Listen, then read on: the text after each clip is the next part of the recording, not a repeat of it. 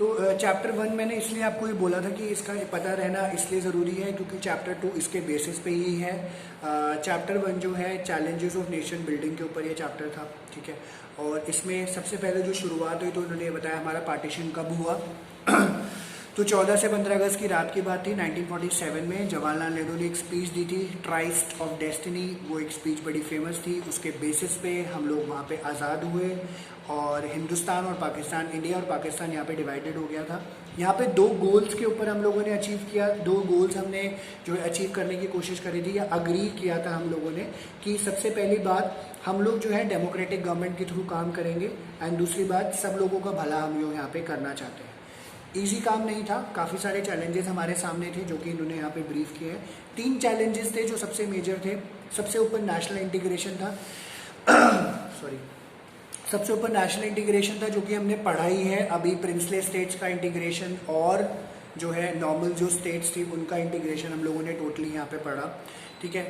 Apart from that जो second challenge था वो इन्होंने बोला था कि हमें डेमोक्रेसी इस्टेब्लिश करनी है। इलेक्शन का फॉर्मेट तो एक अलग बात थी बट हमें डेमोक्रेटिक फॉर्म के पॉइंट ऑफ से अपनी गवर्नमेंट को चलाना था और जो कॉन्स्टिट्यूशन में लिखा हुआ था हमारे उसको प्रैक्टिस करना था। थर्ड इन्होंने बोला कि जो हमारे देश में गरीबी है, इकोनॉमिक बैकवर्डनेस है, उन सबको हमें ख़त्म करना है। ये 3 चैलेंजेस हमारे सामने थे। पॉइंट्स हैं, मैं इसको ज़्यादा एक्सप्लेन नहीं कर रहा हूँ, बेसिकली आप समझ जाओगे तो अंदर का भी आप अपने हिसाब से लिख सकते हो, ठीक है। ये चीज़ इन्होंने बताई।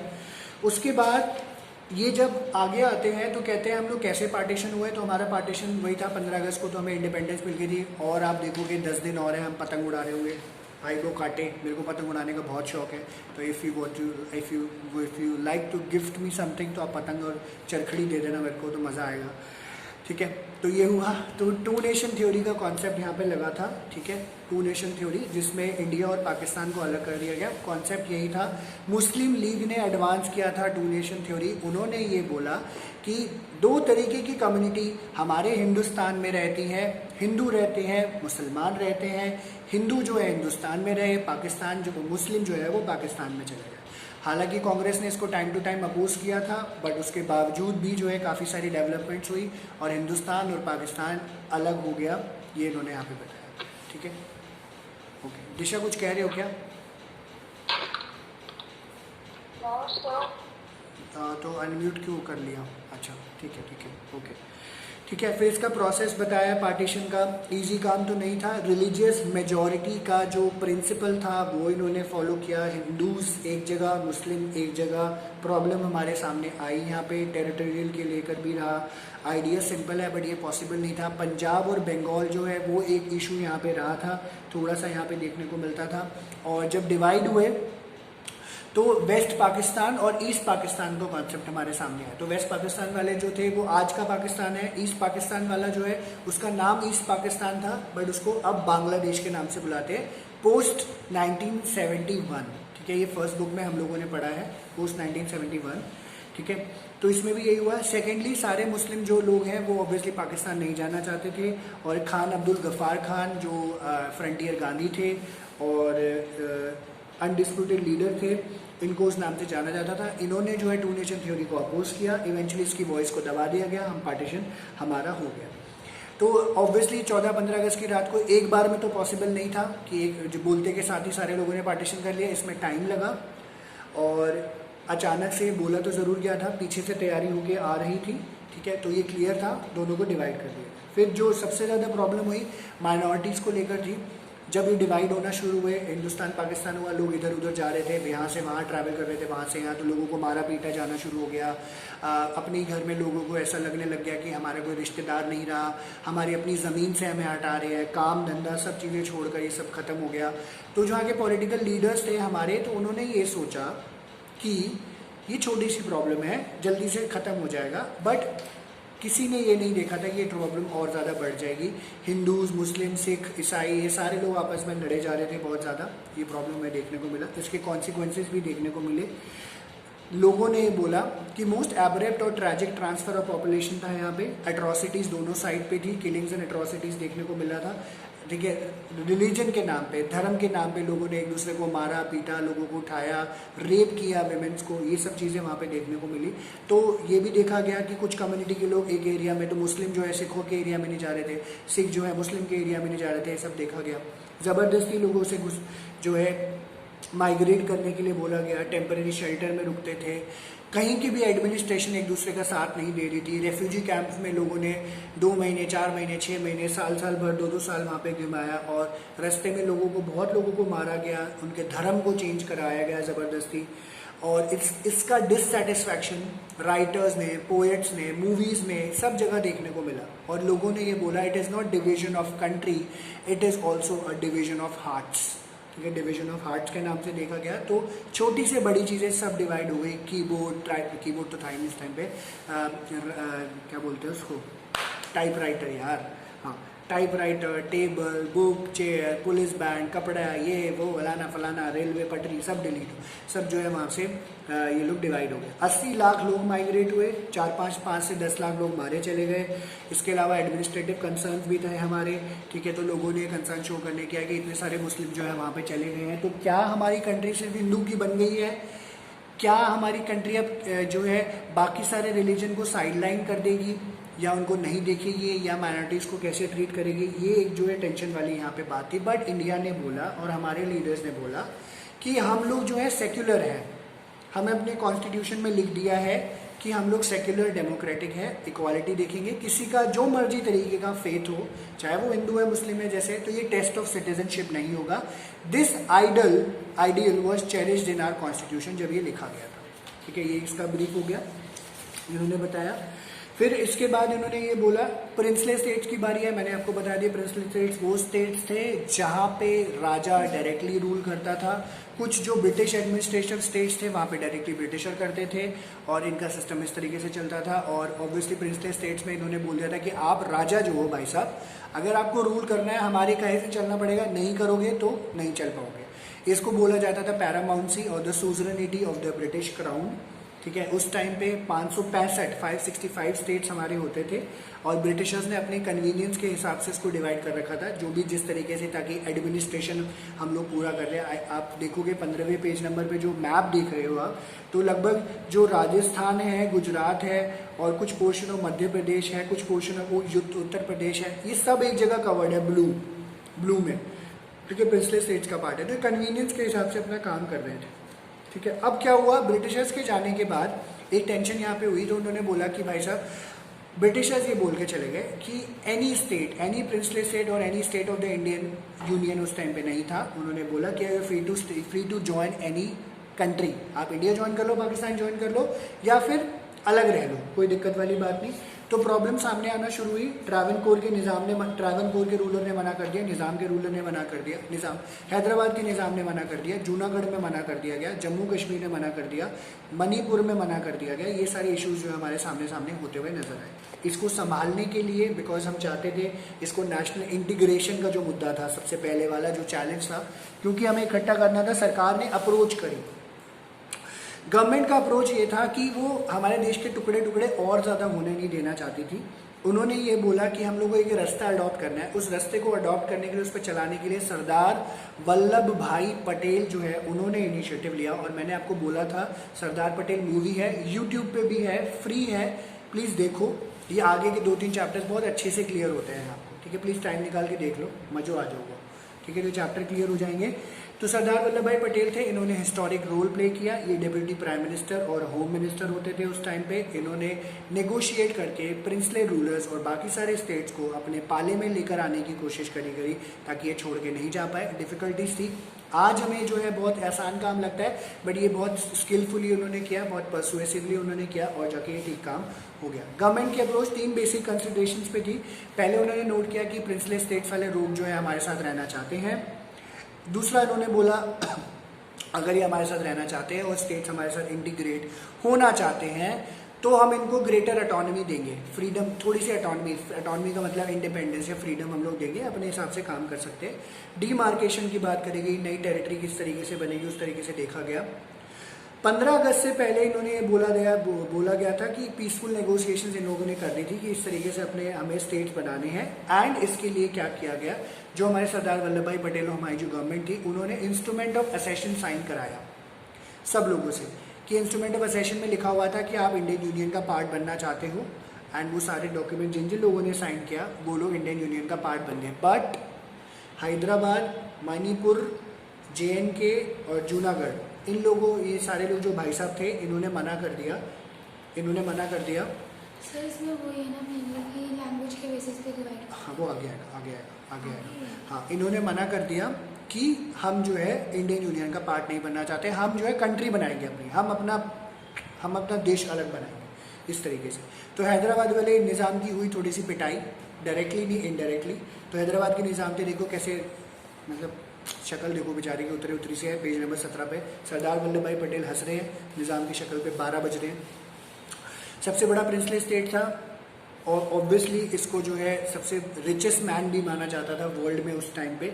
निज़ाम थे, निज़ाम की अपनी फोर्स थी रजाकर, ये नहीं चाहता था कि भाई साहब इंडियन यूनियन का पार्ट बने, इसलिए इसने 1 साल का स्टैंडस्टिल एग्रीमेंट कर लिया था। याद रखने ये सारी चीज़ें आपको। इन द मेन टाइम वहाँ पे थोड़ा सा मोमेंटम बढ़ा, लोग जो है प्रोटेस्ट करना शुरू कर दिए निज़ाम के रूल से कि भाई साहब निज़ाम का रूल हमें समझ नहीं आ रहा है, tata bye bye see you करो। एंड निज़ाम को इस बात पे थोड़ा सा गुस्सा आया, इसने अपनी फोर्स जो थी रजाकर वो आम आदमी पे छोड़ दी। एंड ज़्यादातर जो टारगेट थे वो नॉन मुस्लिम्स थे, लोगों को लूटा गया, मारा गया, रेप किया गया, ये सारी चीज़ें देखी गई। इसको संभालने के लिए आर्मी ने इंटरवेन किया। आर्मी ने जब इंटरवेन किया तो निज़ाम ने घुटने टेक दिए, निज़ाम ने फिर इंस्ट्रूमेंट ऑफ असेशन पे साइन किया और हैदराबाद हमारी जो है इंडियन यूनियन का पार्ट बन गया। इनफैक्ट शायद आप लोगों को पता हो, अदिति राव हयाद्री जो बॉलीवुड एक्ट्रेस है, बहुत कम रोल मिला है उसको, ठीक है, बट सुंदर एक्ट्रेस है हमारी, वो इसी के ख़ानदान को बिलोंग करती है, ठीक है, निज़ाम के ख़ानदान को, ठीक है। तो आप पढ़ सकते हो उसकी लेगेसी के बारे में, तो वो यहाँ से आई है बेचारी, ठीक है, ये बताया। फिर मणिपुर का भी सेम हालात थी। महाराजा मणिपुर थे, बोधचंद्र सिंह थे, उन्होंने बोला, उनसे इंस्ट्रूमेंट ऑफ असेशन पहले साइन करा लिया गया था और उनको ये भी बोल दिया था कि थोड़ी सी ऑटोनॉमी आपको दे देंगे। पब्लिक प्रेशर के अंदर 1948 में वहाँ पे सबसे पहली बार, पहले पूरी कंट्री में सबसे पहली बार वहाँ पे इलेक्शन हुए, यूनिवर्सल एडल्ट फ्रेंचाइजी के बेसिस पे, ठीक है, इस तरीके से। और डिफरेंसेस थे क्योंकि लोग मर्ज नहीं होना चाहते थे इंडियन यूनियन में, तो वहाँ की लेजिस्लेटिव असेंबली थी, बैठ के डिस्कस कर रहे थे, तो प्रेशराइज करके इंडियन यूनियन ने मर्जर एक्विजिशन साइन करा लिया एग्रीमेंट इंडियन यूनियन से। और बाकी बाद में जब पता चला इनके जो मेंबर्स थे मणिपुर के, उनको बड़ा दिक्कत हुई, बहुत दुख हुआ, हमसे बिना पूछे डिसीजन ले लिया गया, विच वॉज नॉट राइट। ये मणिपुर की कहानी थी। इसके नीचे जो है कार्टून है वो इम्पॉर्टेंट है। एंड लास्ट में जब प्रिंसली स्टेट्स का इंटीग्रेशन हो गया तो हमारा काम खत्म नहीं हुआ था, रीऑर्गेनाइजेशन ऑफ स्टेट्स के बारे में भी बोला गया। ये सबसे बड़ा चैलेंज था और हमें सिर्फ एडमिनिस्ट्रेटिव कंसर्न नहीं देखना था, हमें अपनी कंट्री को यूनाइट करके भी रखना था, ठीक है। और बिना यूनिटी को खतरा दिए, बिना डाइवर्सिटी को खतरा पहुंचाए, हम लोग सारे काम इकट्ठे होकर करना चाहते थे, ठीक है।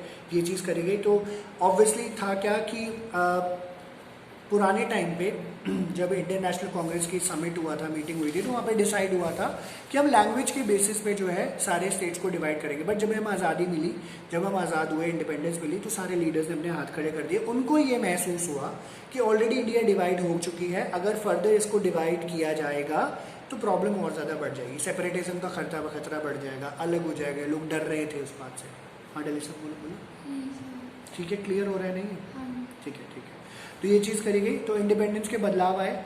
हालांकि लोग ऑब्वियसली इनको बोला कि हमारे इकोनॉमिक चैलेंजेस और सोशल चैलेंजेस बहुत ज़्यादा हैं और मामला अभी सॉर्ट आउट नहीं हुआ था प्रिंसली स्टेट्स वगैरह का भी, तो इन्होंने बोला थोड़ा सा इसको टाल देते हैं, थोड़ी सी क्लैरिटी रहे।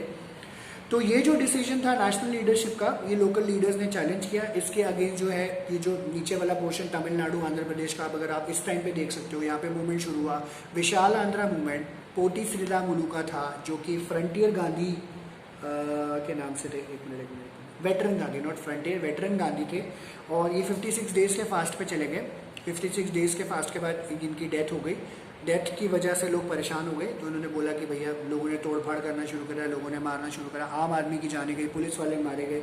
फाइनली प्राइम मिनिस्टर भाई साहब ने हमारे सोचा कि भैया ऐसा अगर ये लोग लड़ रहे हैं तो इनको स्टेट बना के देना बहुत ज़्यादा ज़रूरी है। तो फाइनली आंध्रा जो है स्टेट बना के दिया गया दिसंबर 1952 में। इसके बाद जो है ये प्रिंसिपल बन गया कि लैंग्वेज के बेसिस पे ही बना के देना है। तो स्टेट रीऑर्गेनाइजेशन कमीशन बनी 1953 में। स्टेट रीऑर्गेनाइजेशन एक्ट पास हुआ 1956 में, जिसको एक्सेप्ट किया गया लैंग्विस्टिक प्रिंसिपल के बेसिस पे स्टेट्स बनने चाहिए। 14 स्टेट्स और 6 यूनियन टेरिटरीज बनी। री एडमिनिस्ट्रेशन के बाद, रीऑर्गेनाइजेशन के बाद का ये मैप आप देख सकते हो, इस पेज पे दिया हुआ है, ठीक है, ये वाला जस्ट फॉर रेफरेंस, ठीक है, इंपॉर्टेंट भी है ये चीज हुआ। एंड फाइनली ये भी देखा गया, जो लास्ट पेज पे बच्चों को डाउट हो रहा था, तो इसमें ये बोला गया कि हमारा कंसर्न तो था ही, लोगों को ये प्रॉब्लम हो रही थी, जो हमारे लीडर्स थे उन्होंने बोला कि अगर हम अपनी कंट्री में से लोगों को स्टेट बना बना के देते रहेंगे, हमारी कंट्री की यूनिटी को खतरा हो जाएगा। शुद्ध हिंदी में बोल रहा हूँ, आप लाइन टू लाइन, पहली लाइन से पढ़ना शुरू किया मैंने। और ये बोला कि अगर लैंग्वेज के बेसिस पे अगर हम कंट्री बना देते हैं तो उससे सेपरेटिज्म का खतरा बनेगा, हमारी कंट्री के ऊपर प्रेशर बढ़ेगा। बट हमारी लीडरशिप ने इस प्रेशर के अंदर अपने आप को जो है थोड़ा सा संभाला और ये देखा कि we are favouring the principle of linguistic states, ठीक है। तो डेलिसा मांग रही है, कीर्ति मांग रही है, आराध्य मांग रहे हैं, ठीक है, सब लोग लैंग्वेज के बेसिस पे स्टेट्स मांग रहे हैं, सबको बना बना के दे दिया। और ऐसा बोला गया कि आप डेमोक्रेटिक हो, अगर आप लिंग्विस्टिक क्लेम्स को एक्सेप्ट कर रहे हो तो डेमोक्रेसी फॉलो कर रहे हो, और इसकी वजह से रीजनलिज्म, इसकी वजह से सेपरेटिज्म का खतरा खत्म हो जाएगा, ठीक है। तो पहले लड़ रही थी कीर्ति, पहले लड़ रहा था आराध्य, पहले लड़ रही थी दिशा, हमें स्टेट बना के दो, हमें ये करके दो, तो अब नहीं, अब क्योंकि मिल गया है तो शांत बैठे, घर पे बैठ के आलू पकौड़े खा रहे हैं, ठीक है। तो कोई ऐसी दिक्कत वाली बात नहीं। तो ये चीज़ उन्होंने बताया। तो this was a democratic approach. क्यों? Because we treated everyone is equal, we followed the principle of linguistic language. तो ये प्लीज़ ध्यान रखना, ये उन्होंने बात बताई। और कहते हैं अब 70 ईयर्स से होगा, 75 सालों से ज़्यादा हो गए हैं इसके बेसिस पे बना हुआ। लेटेस्ट स्टेट लैंग्वेज के बेसिस पे तेलंगाना बना है, ठीक है। तेलंगाना याद रखना 29 स्टेट ऑफ इंडियन यूनियन है, आप लिख लेना एक जगह, याद रहेगा, मैंने पिछले लिखवा ही दिया था एक्चुअली में, ठीक है। और लिंग्विस्टिक स्टेट्स के बनने की वजह से डेमोक्रेटिक पॉलिटिक्स और लीडरशिप में बदलाव आया है। लोग अब अंग्रेजी बोलने लग गए हैं उस टाइम पे लोग, तो लोगों को लगा थोड़ी सी नॉलेज उन लोगों की बढ़ गई है, बट इसका कोई लेना देना नहीं है।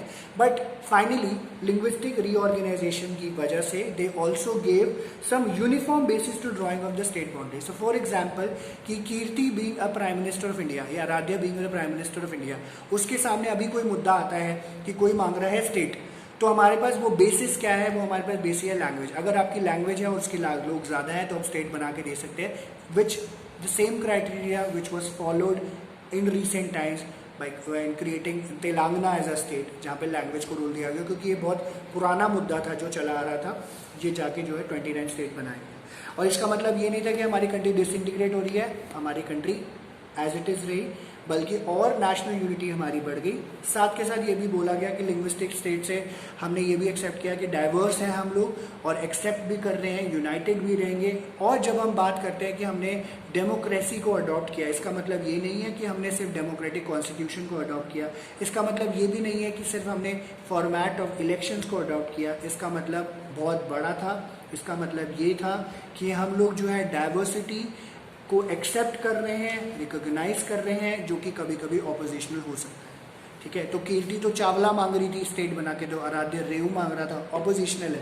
बट डेमोक्रेसी को अडॉप्ट करते हुए कीर्ति की भी बात रखी गई, आराध्या की भी रखी गई, दिशा की भी रखी गई, डेलिसा की भी, मेरी भी, सब चीज़ें।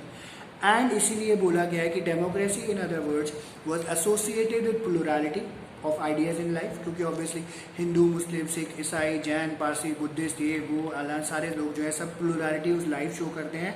एंड इसी के अंदर जो है ज़्यादातर पॉलिटिकल फ्रेमवर्क हमारे यहाँ पे हुआ, एंड उसकी वजह से आज तक हम लोग जिंदा हैं यहाँ पे, ठीक है। और ये हम अपनी धरती को देख पा रहे हैं, ठीक है, लोगों को देख पा रहे हैं, ये इन्होंने बताया। फास्ट फॉरवर्ड में इतना कुछ है नहीं, ये क्योंकि मैंने ईयर्स के पॉइंट ऑफ व्यू से बोला था, तो ये आप ये गो थ्रू कर लेना।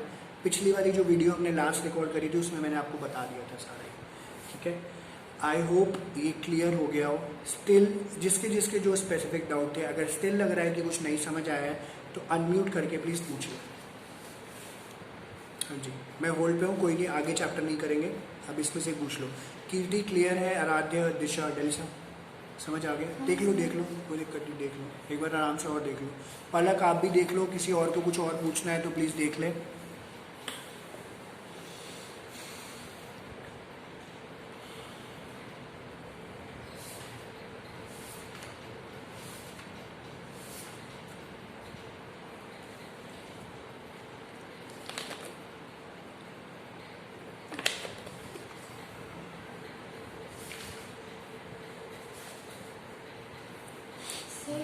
बहुत इम्पोर्टेंट तो नहीं है कि मैम ने कहा कि सारे बॉक्सेस कार्टून।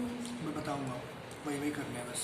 ये सब ये कभी नहीं आया बोर्ड्स में, नहीं आया भाई। वो सब मैं बताऊँगा, ये सब बात की बात है। बॉक्सेस कार्टून्स में अभी कराता भी नहीं हूँ, लास्ट में कराता हूँ।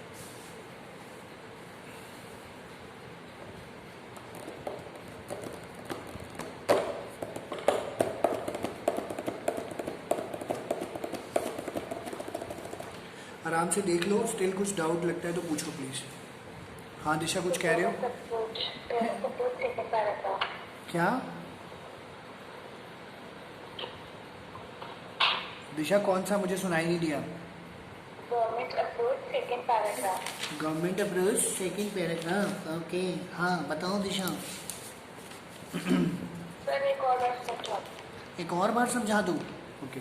इसमें गवर्नमेंट अप्रोच में इन्होंने ना, गवर्नमेंट की अप्रोच बेसिकली इसलिए थी, इन्होंने ये बोला था कि हम लोग कैसे इंटीग्रेट करें प्रिंसली स्टेट्स को, हम अपने पाप इंडियन यूनियन में कैसे लेकर आए। इन्होंने जो अपना बेस बनाया वो इन्होंने बोला कि पहले तो ये रिसर्च किया, रिसर्च करके ये पता चला कि इंडियन यूनियन का पार्ट प्रिंसली स्टेट्स वाले लोग बनना चाहते हैं। सेकेंडली इनको बोला कि जो हमारे साथ जुड़ेगा हम उसको ऑटोनॉमी देंगे, फ्रीडम देंगे।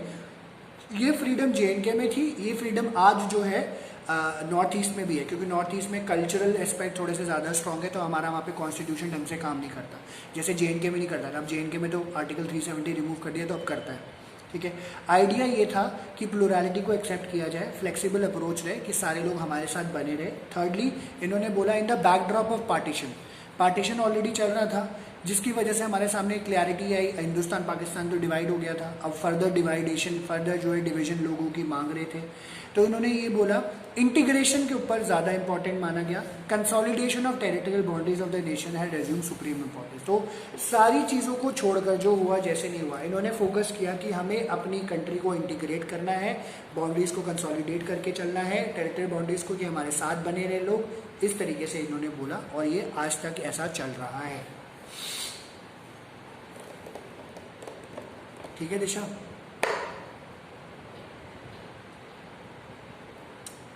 गणेशा तुम्हें कुछ पूछना है? पढ़ लो स्टिल एक बार आराम से बोलो। किसी और को कुछ पूछना है? कीर्ति तुम्हें क्लियर हो गया था? आराध्य, पलक जो कराया वो सब क्लियर था? ठीक है ठीक है ठीक है। मुस्कान, गुनगुन, आप लोगों के कोई डाउट स्पेसिफिक? क्लियर है। ठीक है राधे। मणिपुर वाले का सेकंड पैराग्राफ। किसका? मणिपुर।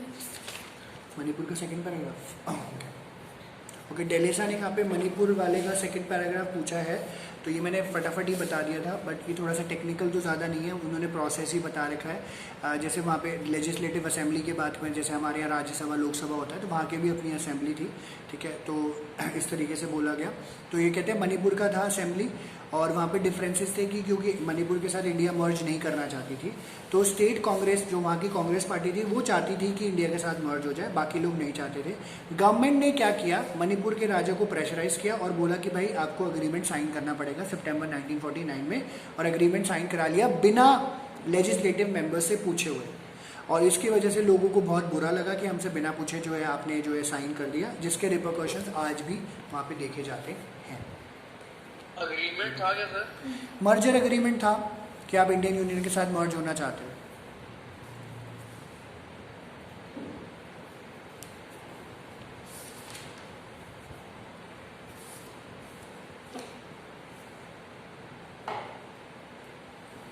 हाँ जी, ओके। अगर और किसी का कोई स्पेसिफिक डाउट किसी भी तरीके का नहीं है तो फिर क्लास वाइंड अप करते हैं, फिर हम लोग नेक्स्ट क्लास में नेक्स्ट चैप्टर शुरू करेंगे।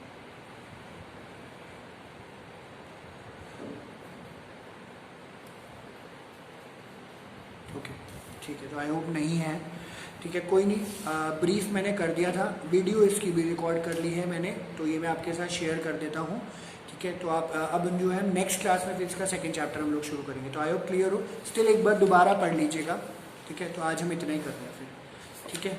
सो thank you each and every one, thank you everyone, thank you Aradhya, Deepika, Disha, Gungun, Kirti, Muskan, Palak, and thank you Delisa. Bye bye bye sir. Bye, thank you. चलो बाद में मिलते हैं, या बाय।